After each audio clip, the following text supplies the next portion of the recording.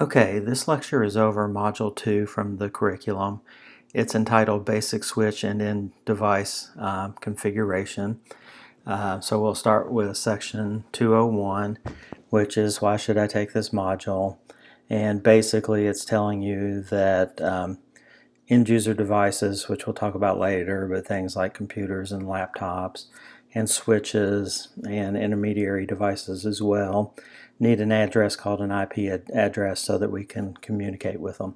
So we're going to talk about IP addresses later in the chapter or the module, and then learn how to configure various devices, primarily with IP addresses, but we'll also talk about passwords and other configurations. So in 202, it's talking about what you're going to learn. So we'll talk about iOS access. iOS, if we haven't talked about it yet, is the operating system that runs on Cisco's routers, switches, firewalls, other Cisco devices. We'll talk about how to navigate that operating system. We'll talk about the structure of commands for iOS. And then we'll talk about saving configurations, changing configurations, giving addresses. Those addresses will be IP addresses. And then we'll talk about testing or verifying connectivity once addresses have been assigned. While this is loading, we will talk about what iOS is. So kind of a little story back in the 90s when Steve Jobs was on stage and he said, "Oh, I have one more thing. We now sell a phone. It's called an iPhone." Well, Cisco owned the term iPhone, and they sued Apple, and Apple paid them a big sum of money to be allowed to use iPhone. Well, that iPhone happens to run iOS, which is what Cisco devices run. I don't think they sued them or did anything about that. But yes, it is iOS, just like the iPhone operating systems. It is first thing to talk about is command line interfaces and graphical user interfaces.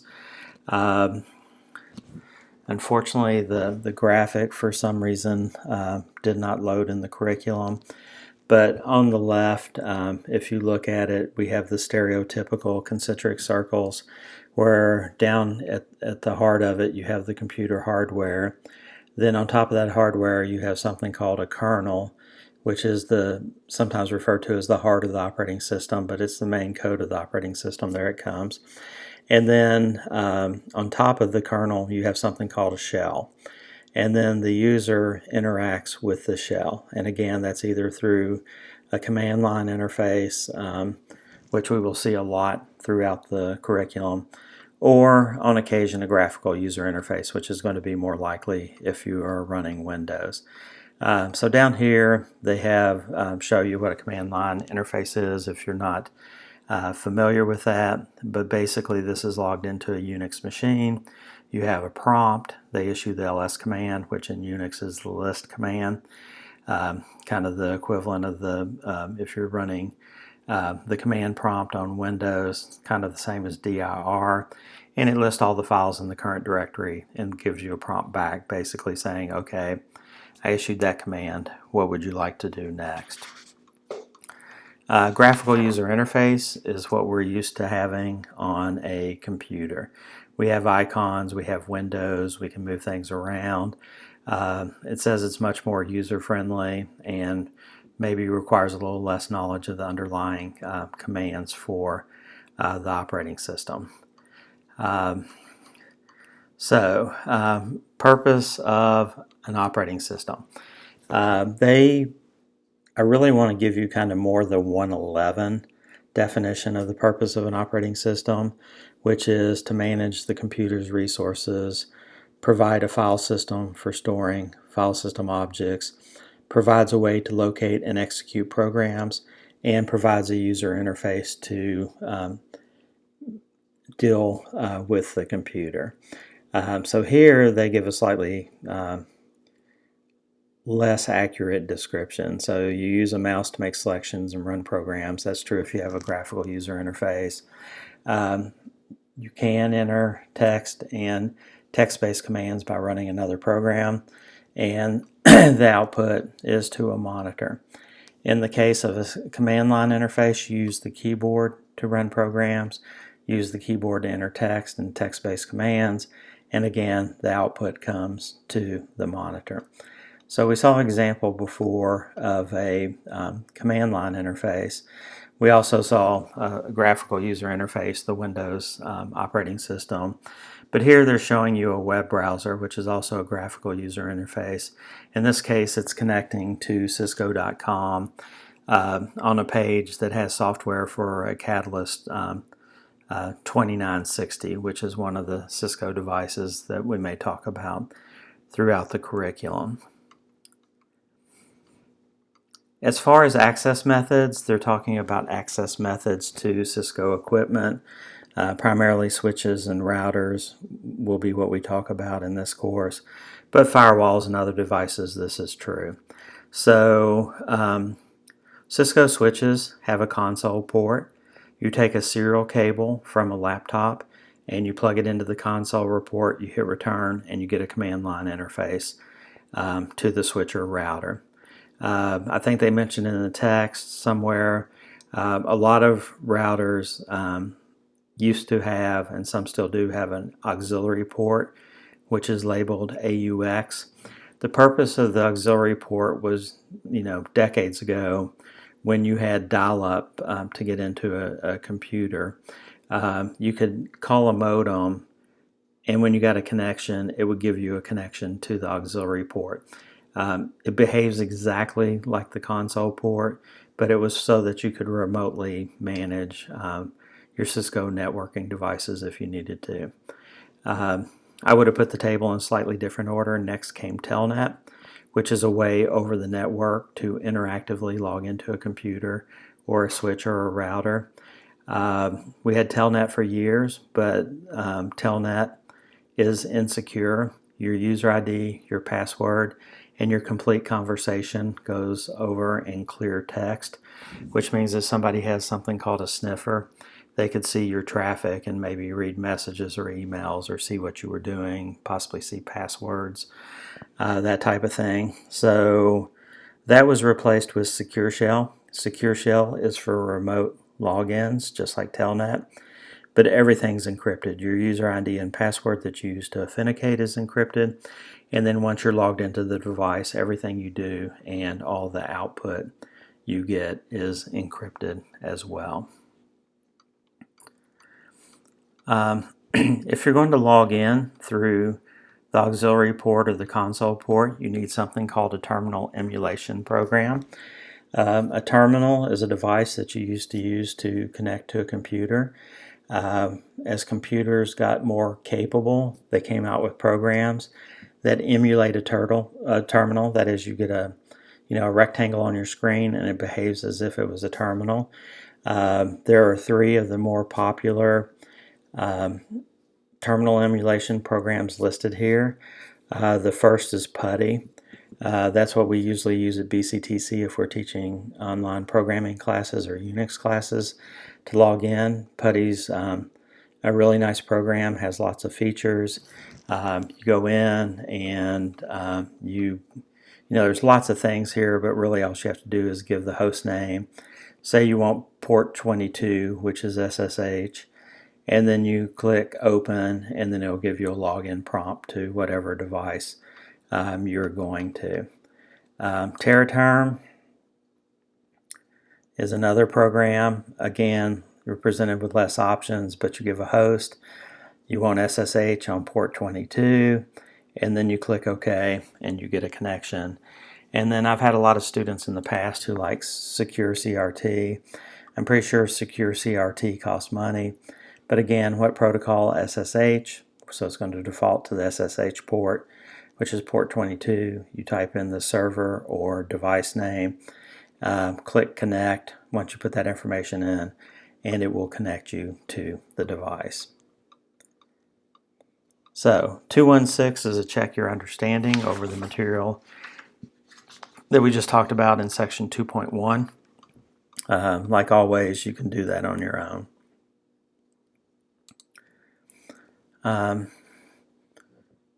Section 2.2 is entitled iOS Navigation, and we start out with 2.2.1, which is primary command modes. So this is one of the first things you have to learn about the command structure on a Cisco device is you have different modes. The very basic mode, which may or may not require a password to get into, is user exec mode. This is a view-only mode, and you have a limited set of commands that you can issue in this mode. When you have the prompt, the default prompt is the switch name followed by a greater than sign, or the router name followed by a greater than sign. If you want to change the configuration of the router, you need to switch to something called privilege exec mode, which you get into, they'll show you in a moment, by using the enable command. And once you do that, your prompt returns to the switcher router name followed by whatever you call this, a hashtag or a pound sign, are the two most common names for it. Once you're in enable mode, you can go into something called global configuration mode, which allows you to change some of the high-level settings on the router and switches. There are two sub-configuration modes. There's the line configuration mode, which is dealing with console, SSH, telnet, and auxiliary access, so access by connecting to the switch or access by coming in over a configured network. And then finally, you'll spend a lot of time in interface configuration mode. This is where you're defining various interfaces, a lot of times physical ports, giving them IP addresses, setting speeds, that type of thing. When you're in when you're in global configuration mode, you have the same prompt as before, but in parentheses, you just have the word config. If you're in line sub-configuration mode, it has config -line, and the same thing if you're in the sub-configuration mode for interfaces, it has config -if. There, at least historically, have been lots of commands and lots of problems where they'll show you a prompt and then ask you what command you can or can't issue, or ask you what configuration mode it's in. So you need to start getting used to paying attention to the format of the prompt because it tells you what mode you're in. And there are certain things you can only do in certain modes, so you need to be aware of that. This is basic command line primary command modes. So this is a relatively short video, 2 minutes and 33 seconds. The videos seem to play fine in Module 1, so I'm going to go ahead and play this here in the lecture. Let's examine the Cisco iOS command modes. I'll click on PC1, click on the Terminal Emulation Program, click OK, and you can see that I'm presented with a console command line interface. This is the Cisco iOS. I'll press Enter on my keyboard to get started. Notice the command prompt at the bottom left of the screen, which indicates the command mode that I'm in. The Cisco iOS uses different command modes to establish various privilege levels for users. Different commands are available in each mode. For instance, the word switch, which is the default name of the switch, with the greater than sign, indicates that I'm in user exec mode. User exec mode has very little privileges with access to only a limited number of commands. One of those commands available in this mode is the enable command. At the blinking cursor, I'll type the command enable and press enter, and I'm now in privileged exec mode. I can tell this because the prompt has changed from a greater than sign to a hash or a pound sign. Privileged exec mode offers a higher privilege level for the user and more commands are available. If I would like to go to a higher level, I can go into global configuration mode, or global config mode for short. I can reach global config mode by typing in configure terminal and pressing enter. And now you can see the global configuration prompt. This is where most configurations of a switch or a router take place. There are also sub-configuration modes like interface configuration mode. If I type interface VLAN 1 and press enter, I'm presented with a prompt that indicates I am now in interface configuration mode. Many commands will only work from within certain modes. A common mistake made by users new to working with the Cisco iOS is trying to use commands from within the wrong mode. If you are sure that you are typing a command correctly, but you are continually getting an error message, always check your prompt to make sure you are in the right mode.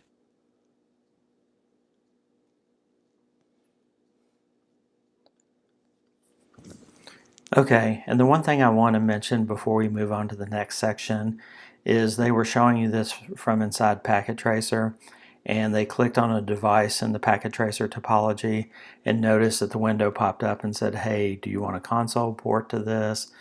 Do you want a command prompt on it if it's a Windows machine? Do you want a web browser to run on this machine or this device, etc.? So that's one of the ways that you interface when you are dealing with end user devices such as routers, switches, and PCs on the simulated network. 224 is talking a little bit more about navigating between these different iOS modes. I've already said a couple of things in there. I said to get from user exec mode to privileged exec mode, use the enable command. If you want to pop back from privileged exec mode to user exec mode, the command is kind of the opposite. Instead of enable, it is disabled.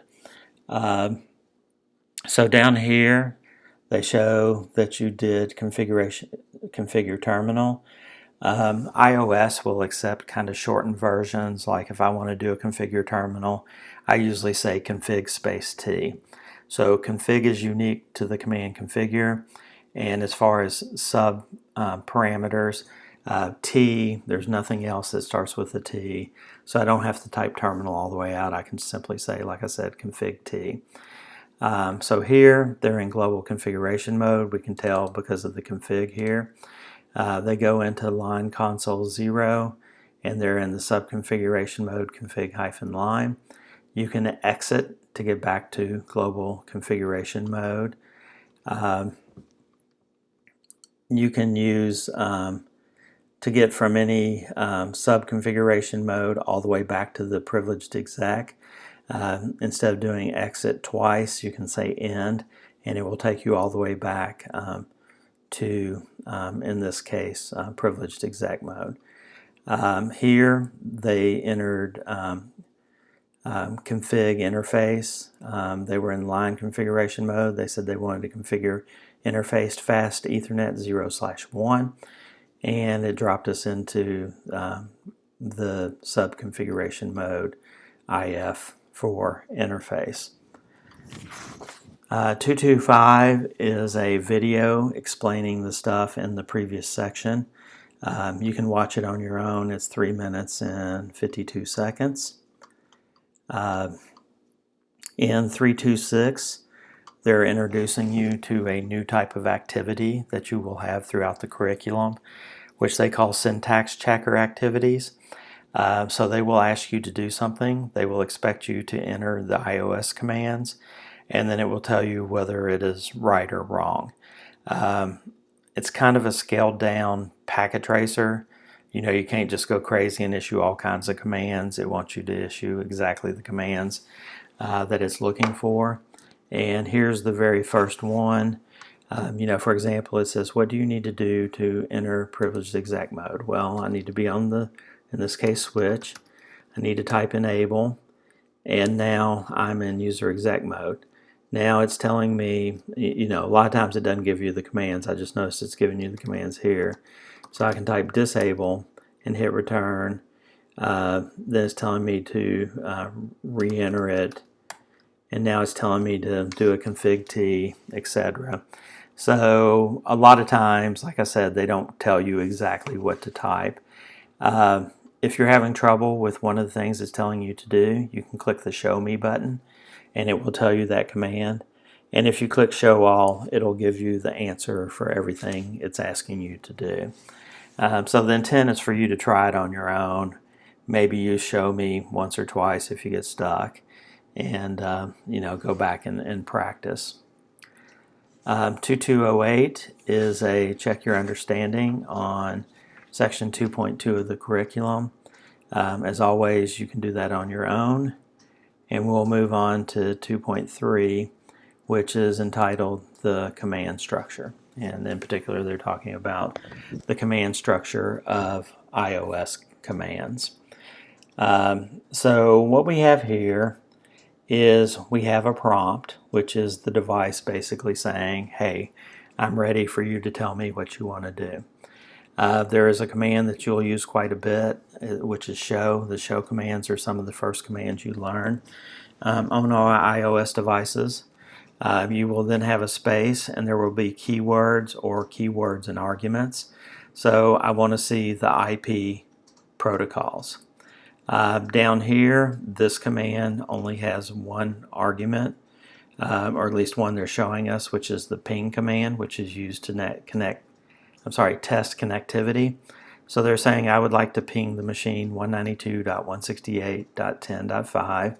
That's the machine's IP address, and it will tell us whether or not it can send packets and receive packets back from that IP address.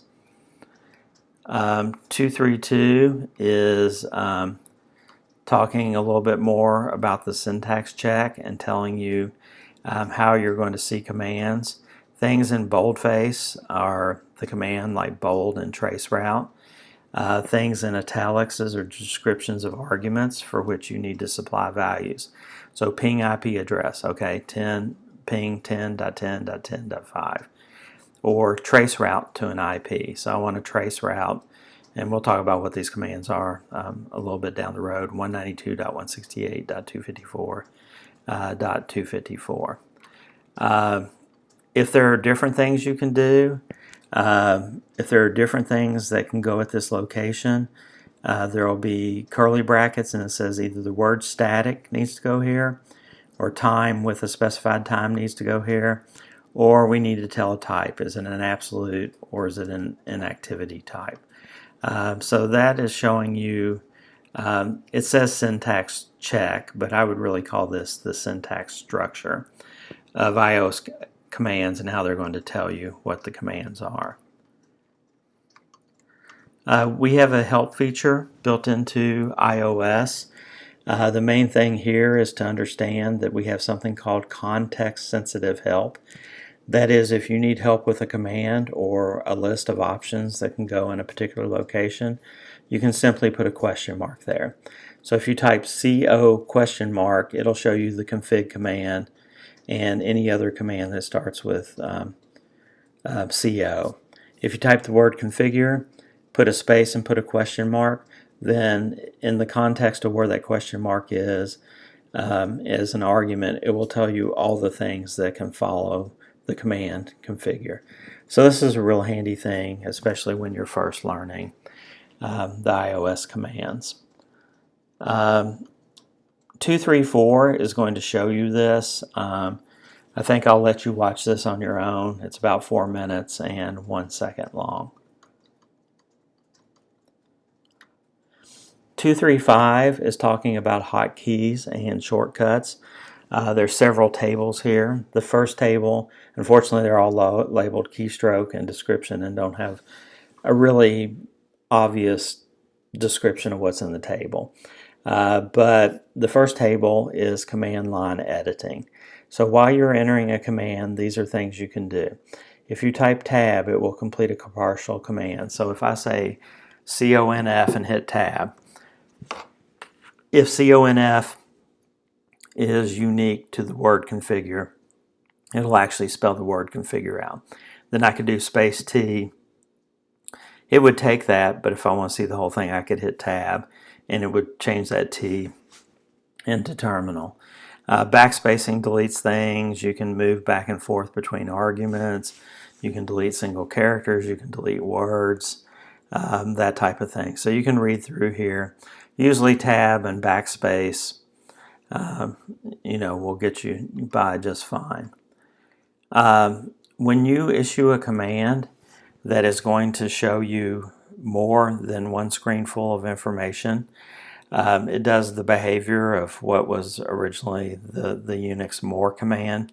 You could say more space file name. It would show you 23 lines because most terminals were 24 lines in length, and then it would say dash dash more dash dash, so that you could actually read the first 23 lines instead of it blasting 300 lines to the screen and you not really being able to read it. When you have the more prompt, what you're going to do most often is probably hit the space bar, which is going to display the next screen. If you just want to move down a line or two or three, you can hit the enter key and that will scroll one line at a time.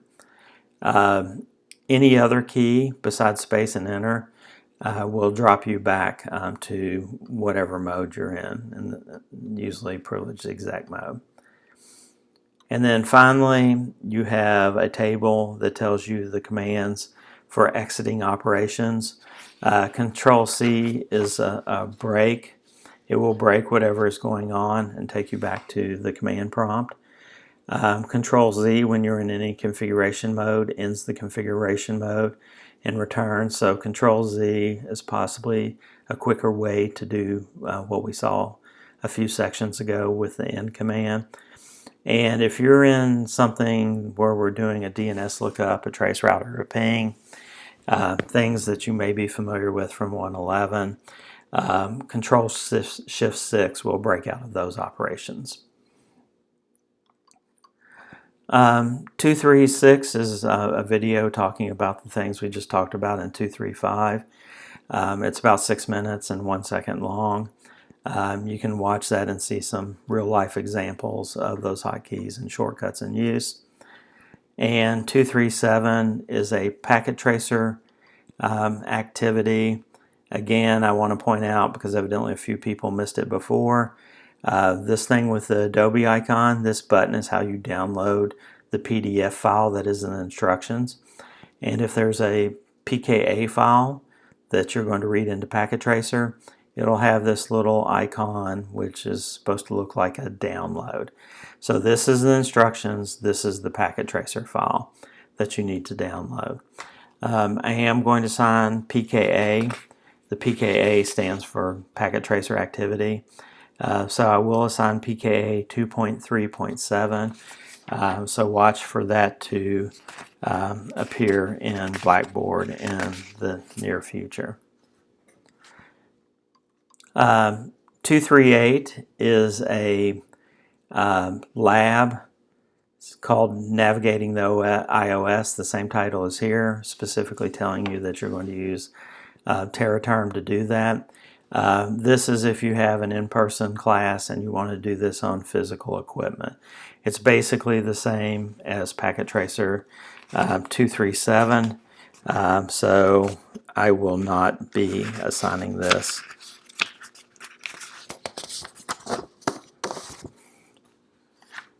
So from here, we move on to 2.4 in the curriculum, which is entitled Basic Device Configurations.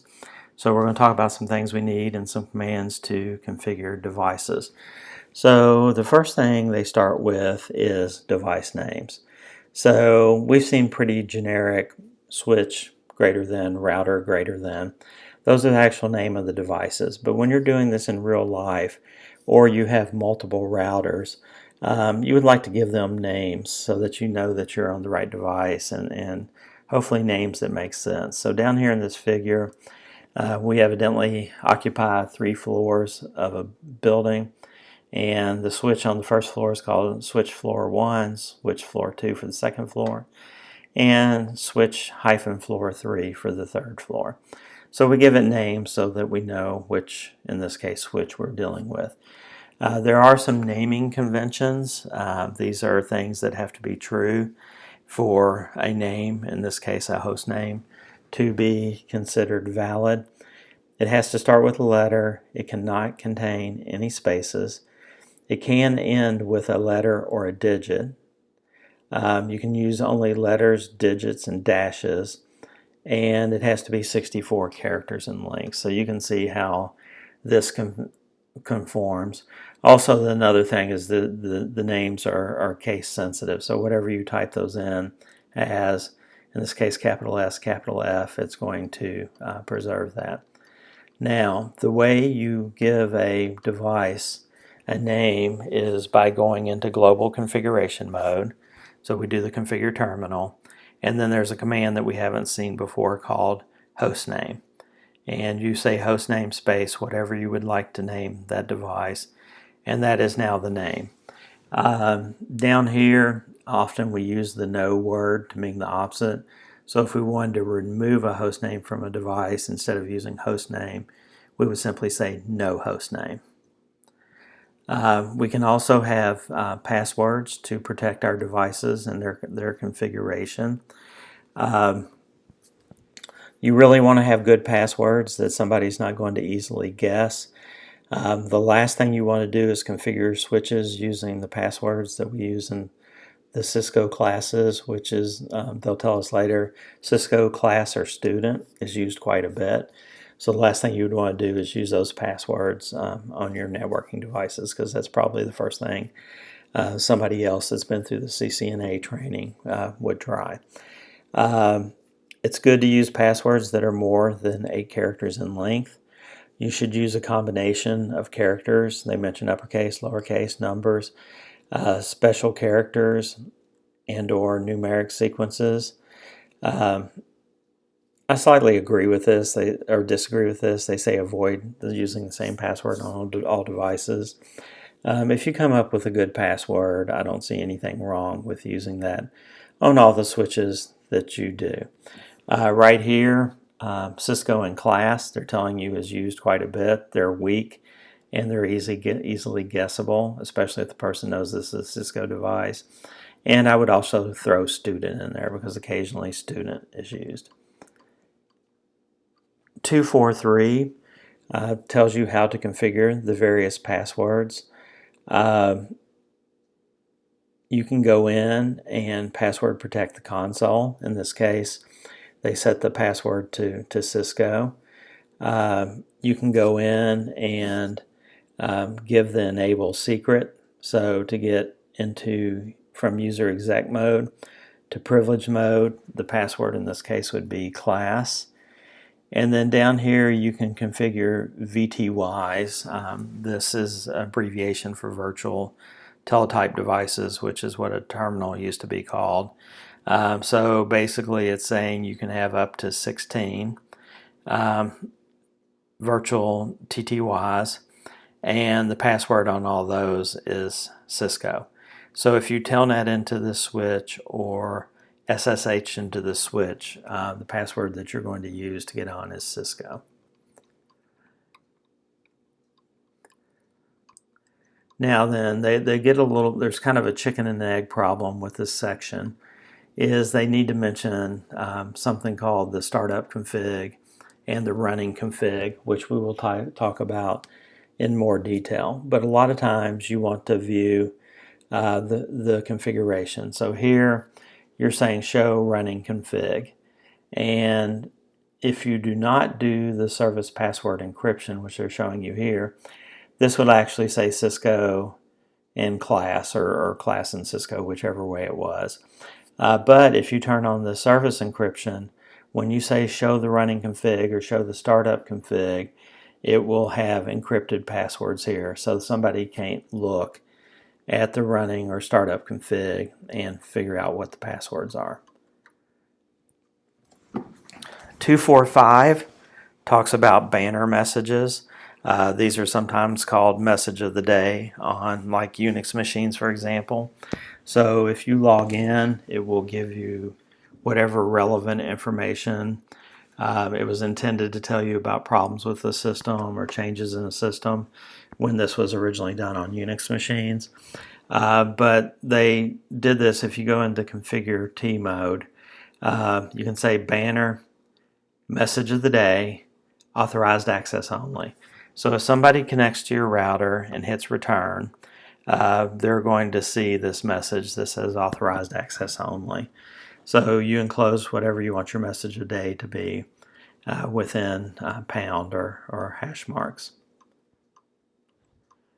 246 is going to show you some of the things that we learned over the last few sections. It's 6 minutes and 55 seconds long, so you can watch that on your own. Here we have a syntax checker that's going to go through and again deal with some of the things we talked about recently and some of the things in this video in the previous section. So you can click here and enter global configuration mode, then assign a device name, etc. So you can do that on your own. And 248 is a check your understanding, which you always do on your own, which is over section 2.4. So there's 5 questions there asking you which ones are correct for this command, etc. If we move on to 2.5, this is entitled Save Configuration Modes. Save Configuration Files. So what happens is we'll go back and talk about those 2 things I mentioned a few sections ago. So let's talk about running config first.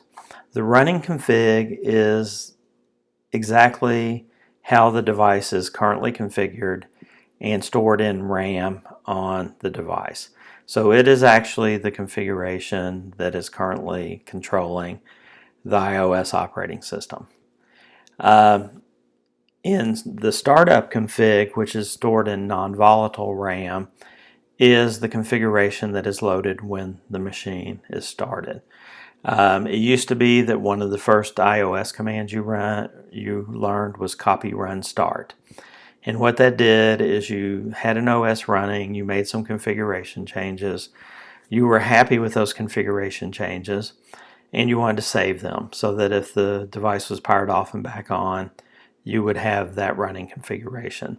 So what you would do is you would say copy the running -config space startup config.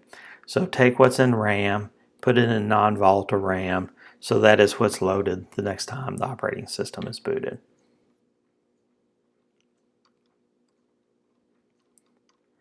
So altering the running configuration, you do this by issuing iOS commands, changing the configuration of iOS, changing configuration of interfaces, turning interfaces on, shutting interfaces down, etc. If you get to the point that you think you've made some bad changes or your device quits working, then you would want to simply reload it, kind of go, oops, I need to go back to where I was when I started and potentially try again. Very often you do that. Most of the time it's copy run start.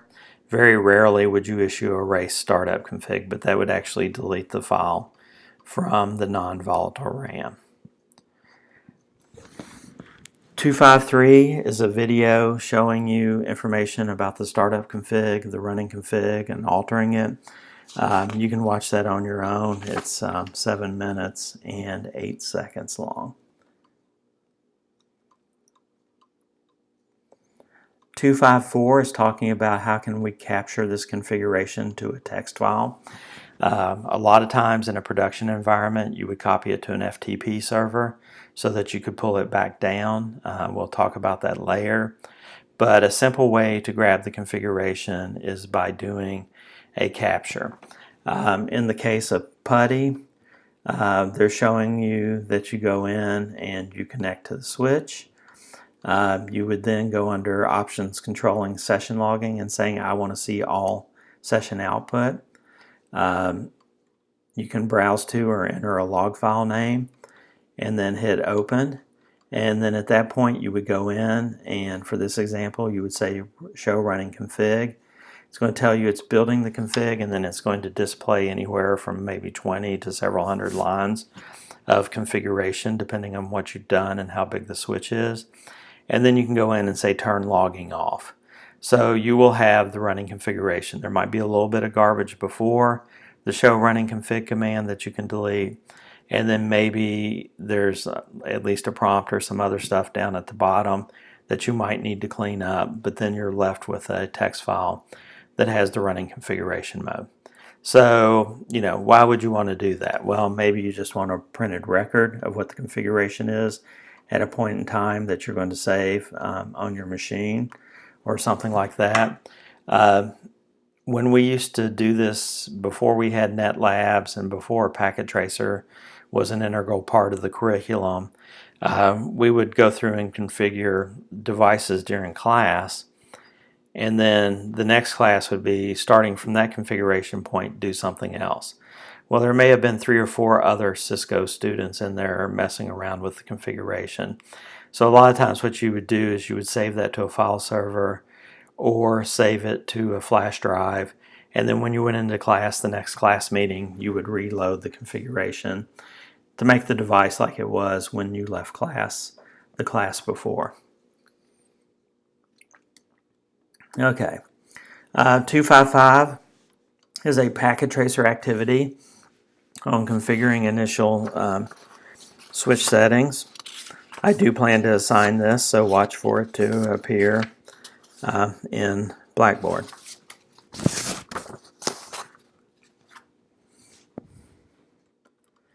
Okay, section 2.6 is entitled Ports and Addresses. So we're going to talk about that. To get to an end user device, whether that be a PC, a server, or a Cisco switch or router, you need to do something with an IP address. Again, you should have had a basic introduction to IP addresses in 111. Things on the network that might need IP addresses are computers, printers, voice over IP phones, security cameras that are network enabled, smartphones, wireless devices such as barcode scanners, for example. These not all need addresses so that we can communicate with them. An IP, when I say IP address and don't clarify, I'm talking about an IP version 4 address. An IP version 4 address is actually 32 bits, a combination of ones and zeros. To make this a little easier to communicate and remember, instead of having to remember 32 ones and zeros, we divide them every 8 bits, which is a byte. So 32 bits can be represented in 4 bytes. And then for each of those bytes, we convert it to a decimal number and we put a period between it. So it's referred to as decimal dotted notation. So most of the addresses we will look at will be like 192.168.1.10. And this is kind of like your cell phone number or your telephone number. Who else in the world should have this number? No one. It's supposed to be unique to your phone.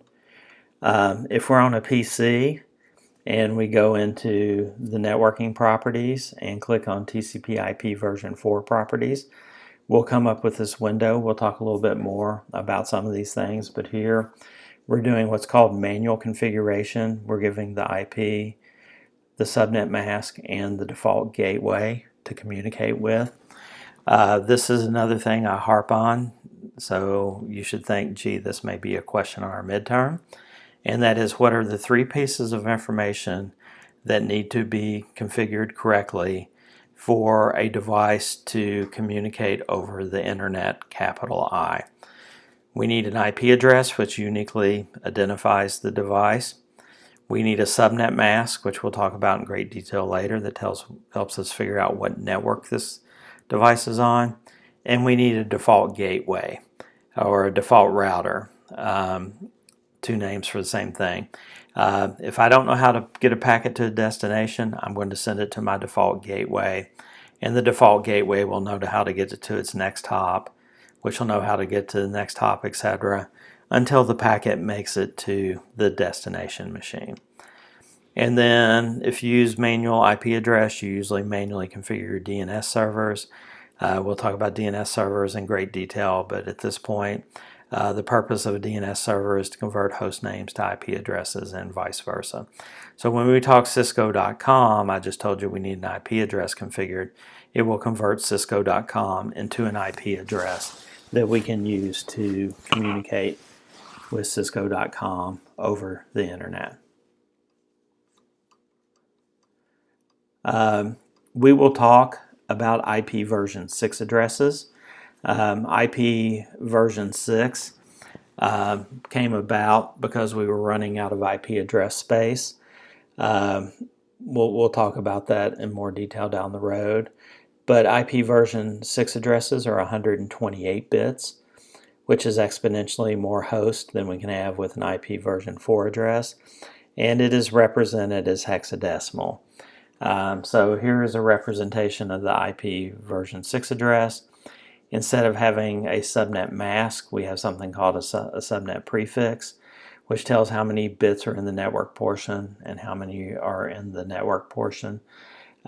With IP version 6, we often use a subnet mask of 64, which means the first half is the network the device is on, and the second half is a unique number within that network. And in this case, this machine is the default gateway. But we'll talk about IP version 6 as appropriate. 262 is talking about interfaces and ports. I could not get this image, like the kernel hardware concentric circle figure that we saw a little bit ago. It was just very slow loading. When I came to 262 before, it did not display the image correctly, but this is basically supposed to be the same image that we saw in Module 1, where we have copper wires, fiber optic cable, or wireless communications. So these are the different types of network media. I believe we talked about this in Module 1, but some things that we need to think about when we choose the media is how far does it need to carry the signal? Is it going to be in what type of environment is it going to be in? Is it going to be in an electrically noisy environment, for example? How fast do we need to be able to transmit data?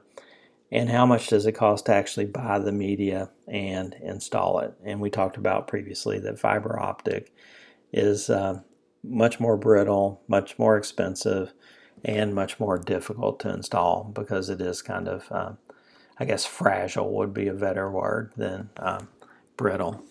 263 is checking your understanding on the few sections, the two sections we had in 2.6. So you can do that on your own, and then we'll move on to configuring addresses. Now, we talked about when we went into the Ethernet properties, the IP version 4 properties, and this screen came up.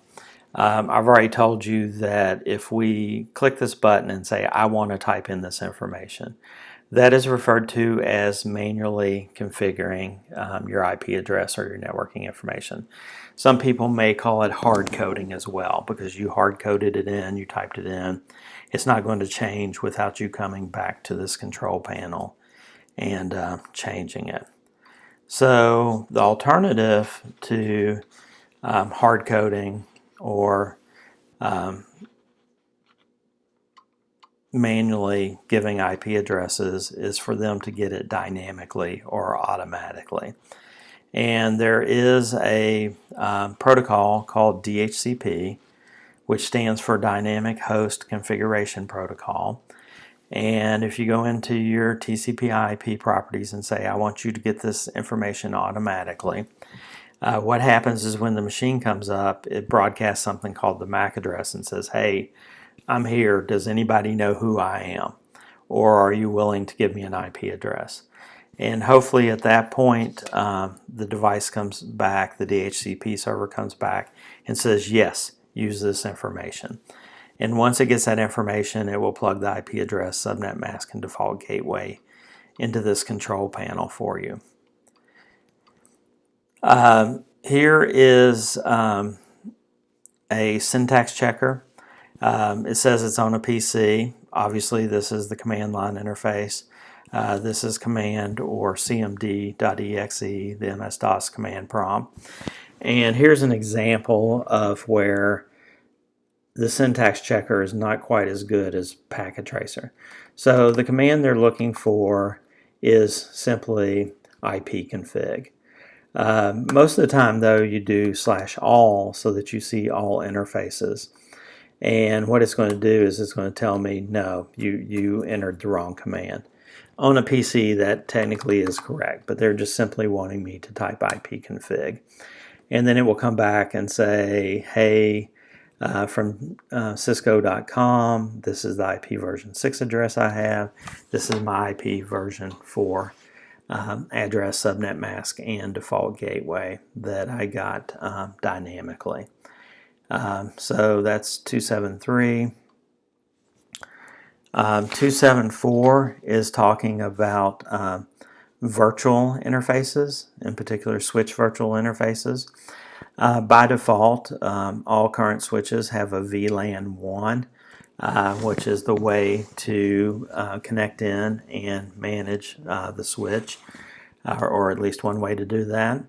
To set up information and give it an IP address, you have to go into config T mode, so global configuration mode. Then you give the interface subcommand. I want to do something with an interface. The interface is not a physical interface, it's a VLAN, and it is VLAN 1.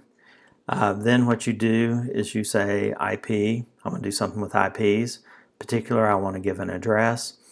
Here is the IP address and the subnet mask I want to use. You will get the prompt back, and this is one of my least favorite commands. It's kind of a double negative to me. But if you want to turn an interface off, you say shut down. But more commonly, you want to bring an interface up, and the way you do that, unfortunately, is no shutdown. So if you say no shutdown, it actually brings the interface up.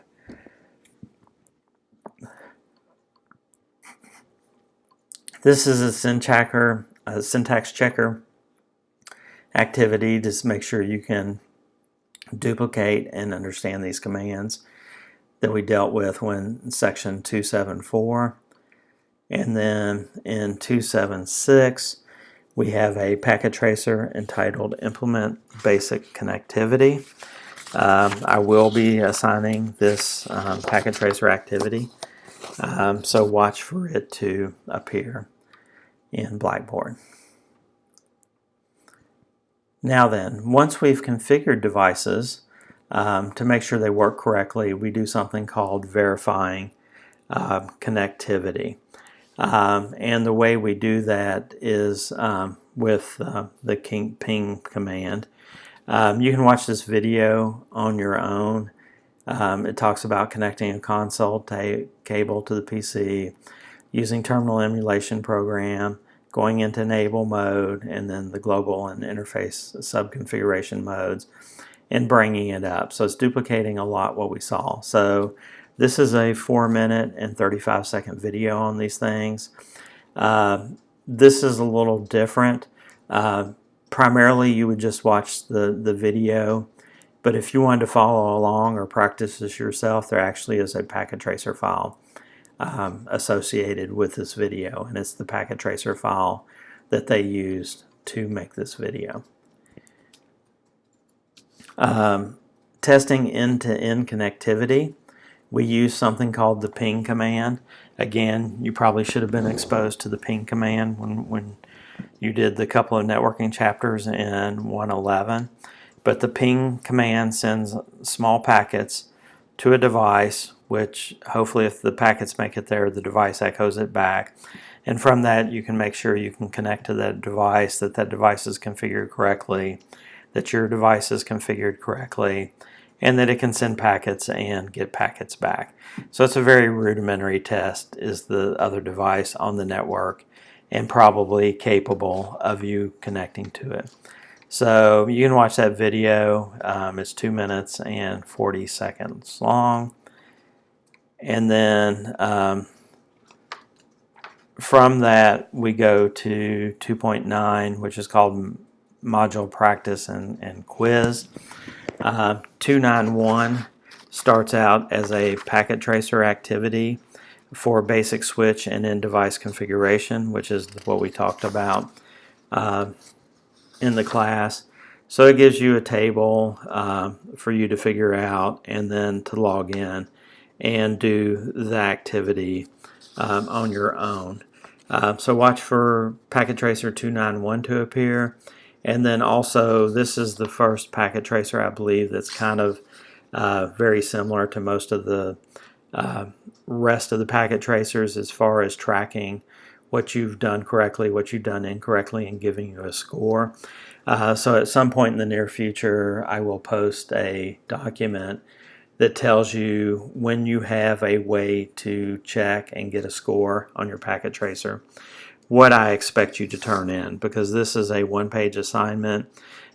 Tells you 5 things you need to do. You need to do them, and then check your activity results. And the only thing that you will submit will be the results of the activity, so that I can see you did it and to see what score you got. So Packet Tracer 291, look for it to appear on Blackboard in the near future.